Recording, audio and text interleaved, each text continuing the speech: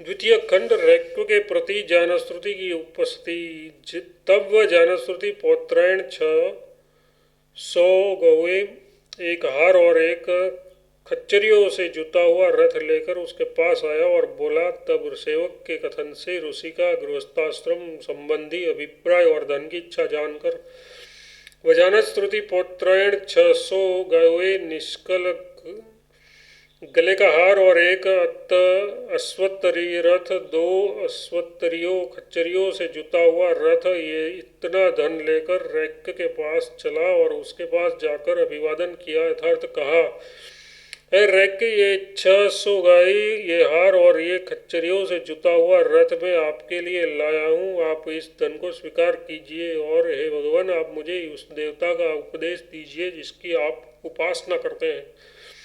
रैक्य में आपके लिए ये 600 गाये लाया हूँ और तथा ये हार और खच्चरियों से जुता हुआ रथ भी लाया हूँ। इस धन को ले लीजिए और हे भगवान, मुझे उस देवता का उपदेश दीजिए जिसकी आप उपासना करते हैं। अर्थात उस देवता का उपदेश करने के द्वारा मेरा अनुशासन कीजिए। और राजा से दूसरे यथार्थ रैक्य ने कहा, है क्षुद्र गौओं के सहित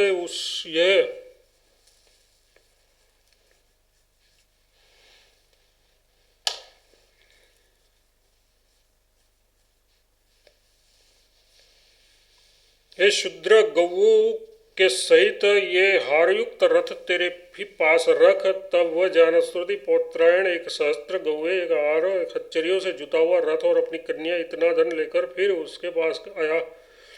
इस प्रकार कहते हुए उस राजा से उस द्वितीय व्यक्ति रैक्य ने कहा, ये निपात दूसरी जगह विनिग्रह अर्थ में प्रयुक्त होता है, किंतु यहाँ एवं शब्द का पृथक प्रयोग करने के कारण निरर्थक है। हार से युक्त जो इत्वा गाड़ी, उसे हारेत्वा कहते हैं। वह ये गौओं के सहित हारेत्वा तेरा ही रहे। तात्पर्य है कि शूद्र जो कर्म के लिए अप्रयात है, ऐसे इस धन से मुझे कोई प्रयोजन नहीं है।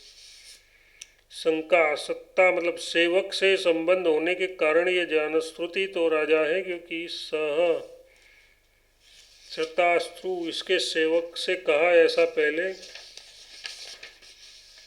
कहा जा चुका है। तथा शूद्र का अधिकार न होने से ब्राह्मण के समीप विद्या ग्रहण के लिए जाने के कारण भी ये क्षत्रिय ही जान पड़ता है। फिर रैक्य ने, हे शूद्र, ऐसा अनुचित शब्द क्यों कहा?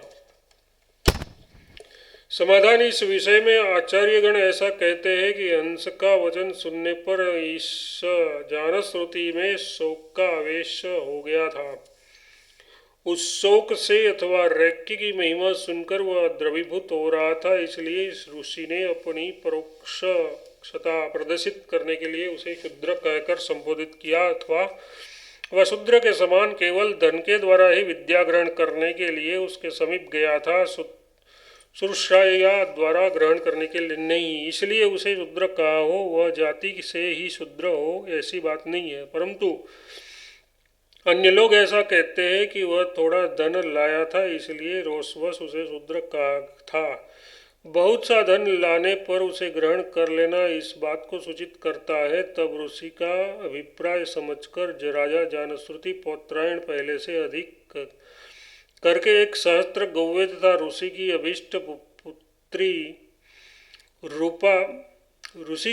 पुत्री रूपा अपनी एक कन्या लेकर फिर उसके पास गया और उस रैक्य से कहा, हे रैक्य, ये 1 सहस्त्र गौवे, 1 हार, 1 खच्चरियों से जुता हुआ रथ, ये पत्नी और ये ग्राम जिसमें कि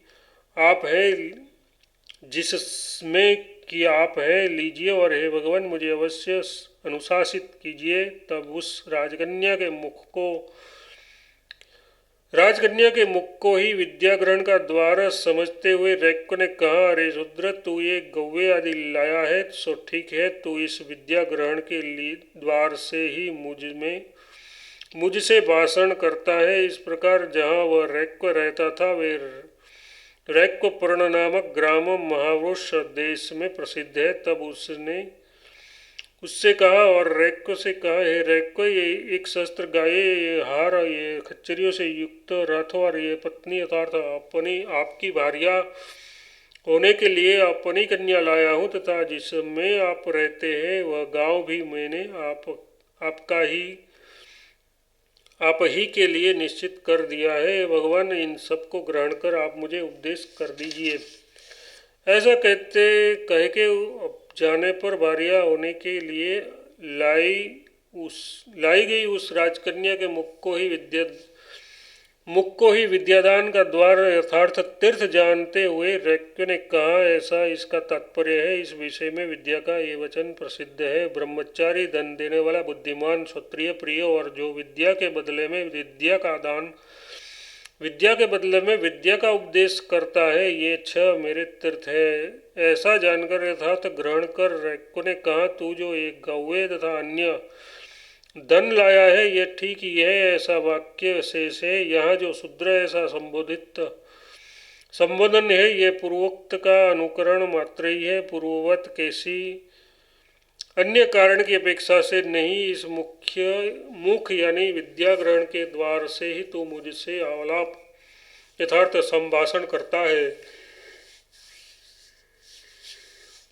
वे ये रैक्वपर्ण नाम से प्रसिद्ध ग्राम महावृष देश में है। जिन ग्रामों की रैक्व कर रहता था, वे ग्राम राजा ने इस रैक्व को दे दिए। इस प्रकार धन देने वाले उस राजा को रैक्व ने विद्या का उपदेश किया। इति छांदोपनिषद तृतीयार्थ अध्याय द्वितीय खंडभाष्यम संपूर्णम। तृतीय खंड रव्य द्वारा संवर्ग विद्या का उपदेश। वायु ही संवर्ग है। जब अग्नि बुझता है तो वायु में ही लीन होता है, जब सूर्य अस्त होता है तो वायु में ही लीन होता है, और जब चंद्रमा अस्त होता है तो वायु में ही लीन हो जाता है।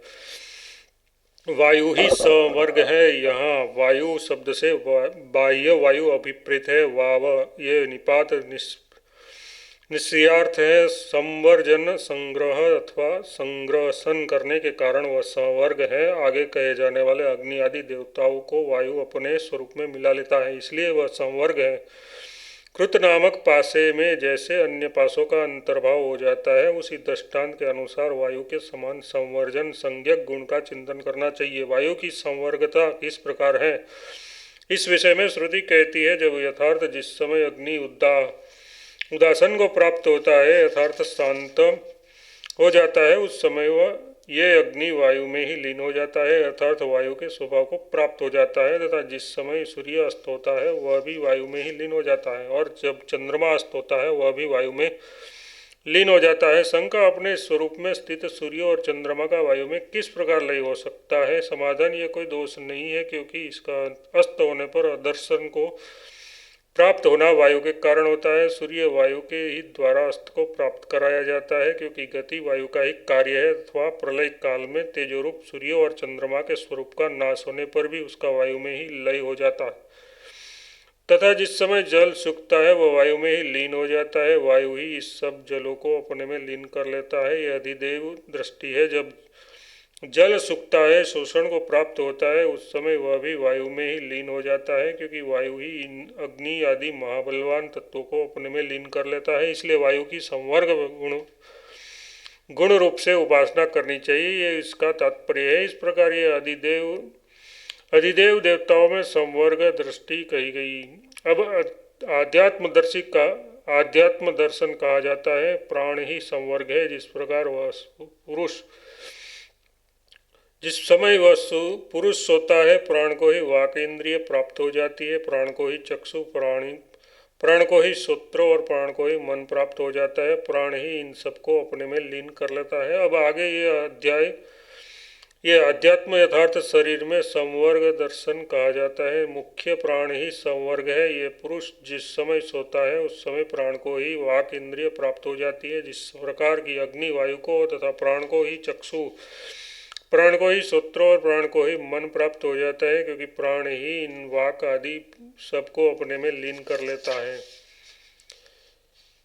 वे दो ही संवर्ग है। देवताओं में वायु और इंद्रियों में प्राण ये दो ही संवर्ग संवर्जन गुण वाले हैं। देवताओं में वायु ही संवर्ग है तथा वाक आदि प्राणों में, इंद्रियों में मुख्य प्राण। संवर्ग की स्तुति के लिए आख्यायिका, अब इन वायु और प्राण की स्तुति के लिए आख्यायिका आरंभ की जाती है। एक बार कपि गोत्रज शौनक और कक्षसेन के पुत्र अभिप्रतारी से जबकि उन्हें भोजन परोसा जा रहा था, एक ब्रह्मचारी ने भिक्षा मांगी, किंतु उन्होंने उसे भिक्षा न दी। ये निपात ऐतिह्य परंपरागत कथनान का घोतक है। सुनक का पुत्र शौनक, जो कि कपि के गोत्र में उत्पन्न हुआ था, उससे और कक्षसेन का पुत्र काक्षसेन, जो नाम से अभिप्रतारी था, उससे, जबकि वे दोनों भोजन के लिए बैठे थे और रसोइया द्वारा उन्हें भोजन परोसा जा रहा था, अपने को ब्रह्मवेताओं में शूरवीर समझने वाले एक ब्रह्मचारी ने भिक्षा मांगी। ब्रह्मचारी के मैं ब्रह्मवेता हूँ ऐसी अभिमान को जानकर ये जानने की इच्छा से कि देखे ये क्या कहता है, उन्होंने भिक्षा न दी। उसने कहा, भुवनों के रक्षक उस एक देव प्रजापति ने चार महात्माओं को ग्रस लिया है। हे कापे, हे अभिप्रतारीन, मनुष्य अनेक प्रकार से निवास करते हुए उस एक देवता को नहीं देखते तथा जिसके लिए ये अन्न है उसे ही नहीं दिया गया। उस ब्रह्मचारी ने कहा, ब्रह्मण और महत्मनः और चतुर, ये पद द्वितीय विभक्ति के बहुवचन है। उस एक ही देव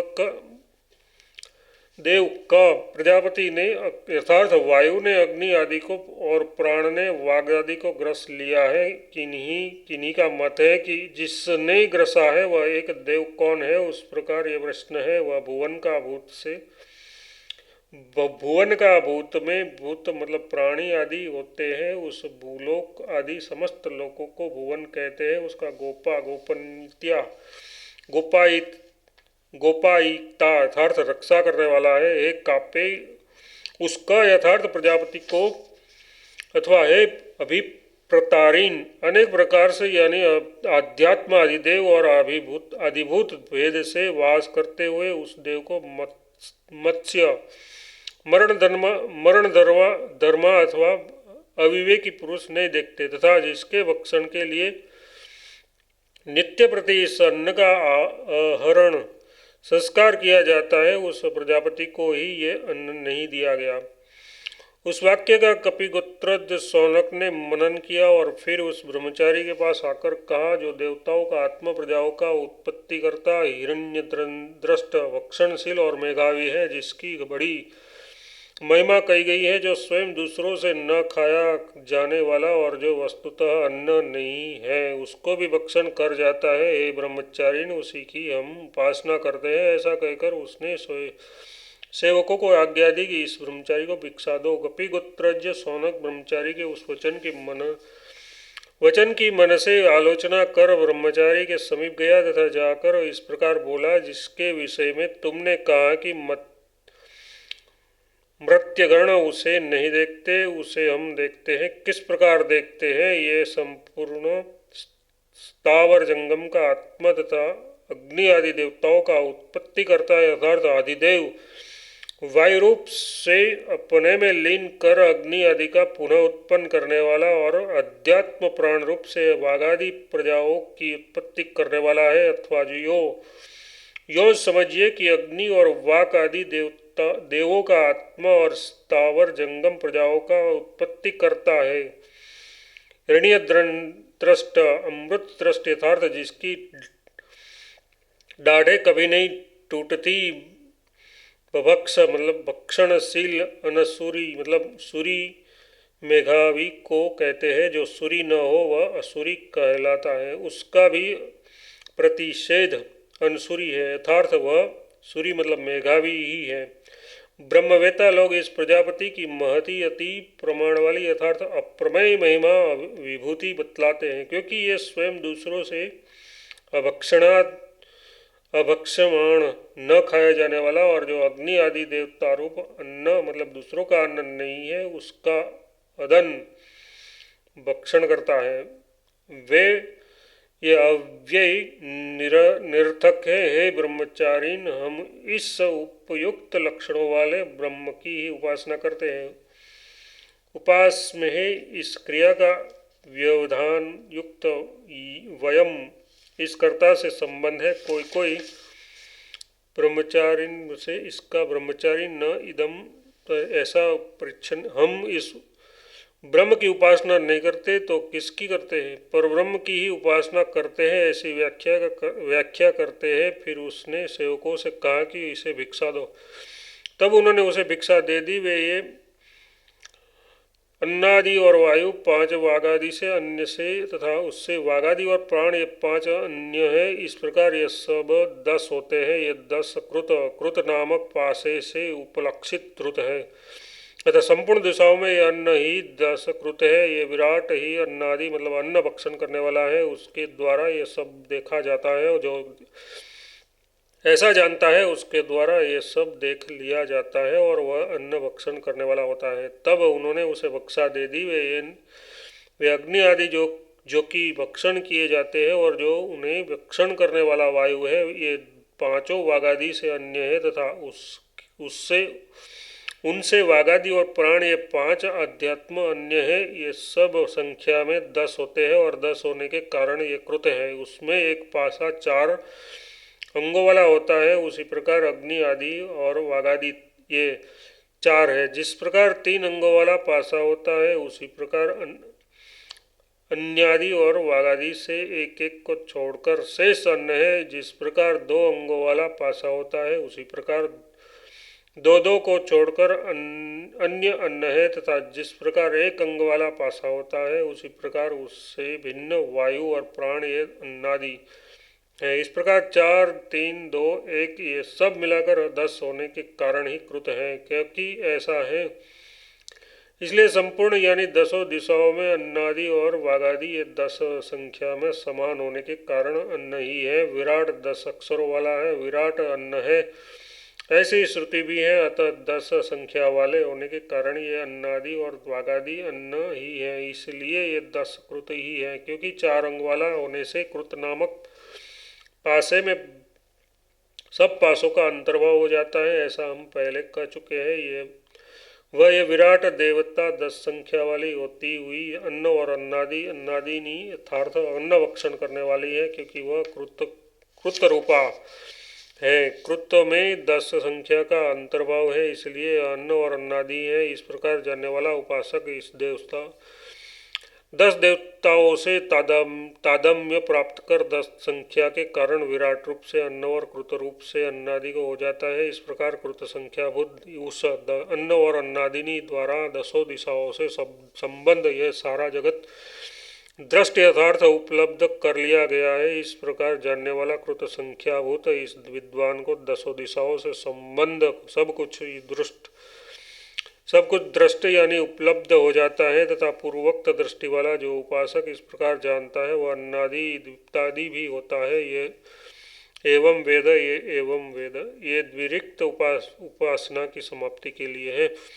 इति छंदोपनिषद चतुर्थाध्याय तृतीय खंड भाष्यम संपूर्णम। चतुर्थ खंड सत्य काम का ब्रह्मचर्य पालन और वन में जाकर गोचरना। अन्न और अन्नाद रूप में बलि प्रकार स्तुत्य एवं वागादि और अन्नादि रूप संपूर्ण जगत को कारण रूप से एक कर फिर उसके 16 विभाग कर उसमें ब्रह्म दृष्टि का विधान करता है। उसी के लिए अब आरंभ किया जाता है। यह जो आख्यायिका है वह श्रद्धा और तप का ब्रह्मोपासना का अंगत्व प्रदर्शित करने के लिए है। जबालाक के पुत्र सत्यकाम ने अपनी माता जबालाक को संबोधित करके निवेदित किया, है पूज्य, मैं ब्रह्मचर्य पूर्वक गुरुकुल में निवास करना चाहता हूँ। बता मैं किस गोत्र वाला हूँ।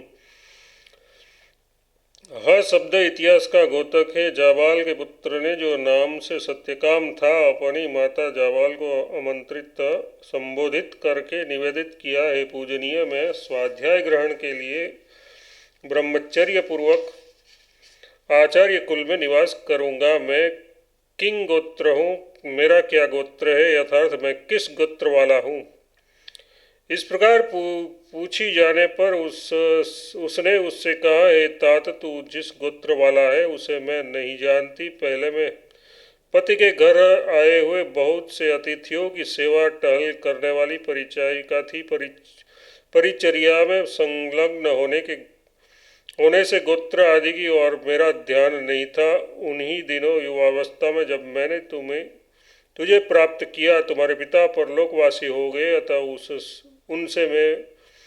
उनसे भी पूछ न सकी। इसीलिए मैं ये नहीं जानती कि तू किस गोत्र वाला है।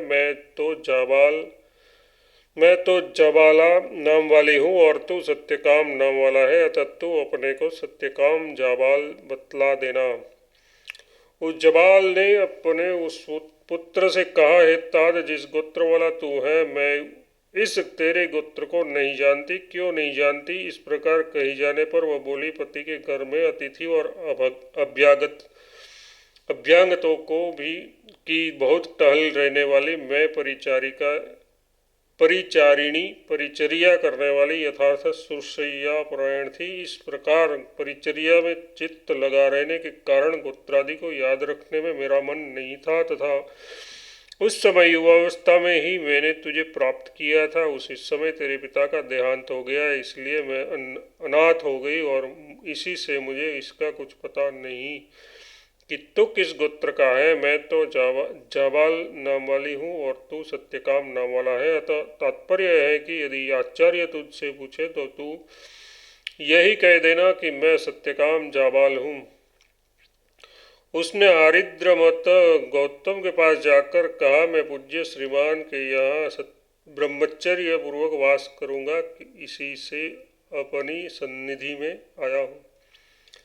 उस सत्यकाम ने जो गोत्रतः गौतम थे उन हरिद्रमान के पुत्र के पास जाकर कहा, आप भगवान पूज्य वर के यहाँ मैं ब्रह्मचर्य पूर्वक वास करूँगा, इससे मैं आपकी सन्निधि में उपस्थिति शिष्य भाव से गमन करता हूँ। इस प्रकार कहने वाले उनसे गौतम ने कहा, है सौम्य, तू किस गोत्र वाला है? उसने कहा, भगवान, मैं जिस गोत्र वाला हूँ उससे नहीं जानता। मैंने माता से पूछा था, उसने मुझे ये उत्तर दिया कि पहले मैं पति के घर आए हुए बहुत से अतिथियों की सेवा टहल करने वाली परिचरिका थी। परिचर्या में संलग्न होने से ही गोत्र आदि की और मेरा ध्यान नहीं रहा। उन्हीं दिनों युवावस्था में जब मैंने तुझे प्राप्त किया, तुम्हारे पिता परलोकवासी हो गए, अतः उससे भी न पूछ सकी। इसलिए मैं ये नहीं जानती कि तू किस गोत्र का है। मैं जाबाल नाम वाली हूँ और तू सत्यकाम नाम वाला है, अतः हे गुरु, मैं सत्यकाम जाबाल हूँ। उससे गौतम ने कहा, है सौम्य, तू किस गोत्र वाला है? क्योंकि जिसके कुल और गोत्र का पता हो उसी शिष्य का उपनयन करना चाहिए। इस प्रकार पूछे जाने पर सत्यकाम ने उत्तर दिया, वह गोत्र, भगवान, मैं जिस गोत्र वाला हूँ उसे नहीं जानता, किंतु मैंने माता से पूछा था। मेरे द्वारा पूछे जाने पर माता ने मुझे यही उत्तर दिया कि मैं बहुत से अतिथियों की सेवा टहल करने वाली इत्यादि पूर्ववत समझना चाहिए। मुझे उसके वे वचन याद हैं, अतः हे गुरु, मैं सत्यकाम जाबाल हूँ। उससे गौतम ने कहा, ऐसा स्पष्ट भाषण कोई ब्राह्मणेतर नहीं कर सकता, अतः हे सौम्य, तू समिधा ले आ, मैं तेरा उपनयन कर दूंगा। क्योंकि तूने सत्य का त्याग नहीं किया, तब उसका उपनयन कर 400 कुश और दुर्बल गौएं अलग निकाल कर उससे कहा, सौम्य, तू इन गौओं के पीछे जा। उन्हें ले जाते समय उनसे कहा, इसकी एक सहस्त्र गाये हुए बिना मैं नहीं लौटूंगा। इसके एक सहस्त्र गाये हुए बिना मैं नहीं लौटूंगा। जब तक कि वे एक सहस्त्र हुई, वह बहुत वर्षों तक वन में ही रहा। उनसे गौतम ने कहा, ऐसा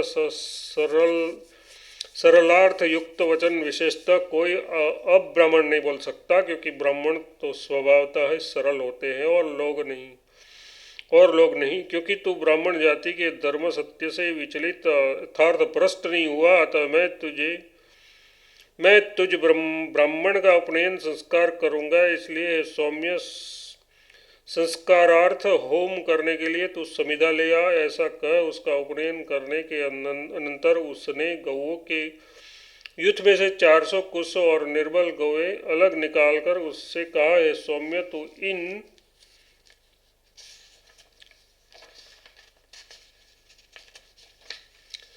गौओं का अनुगमन कर उसके पीछे पीछे जा। इस प्रकार कहे जाने पर उन्हें वन की ओर हाँकते हुए सत्यकाम ने कहा, बिना एक सहस्त्र हुए, यथार्थ इनकी एक सहस्त्र संख्या पूरी हुए बिना मैं नहीं लौटूंगा। ऐसा कह वह उन गौओं को एक वन में उसमें की तृण और जल की अधिकता थी तथा जो सर्वथा द्वंद रहित था ले गया, और वर्ष तक बहुत काल पर्यंत जब तक कि सम्यक प्रकार से रक्षा की हुई वे गौवे एक सहस्त्र हुई वही रहा।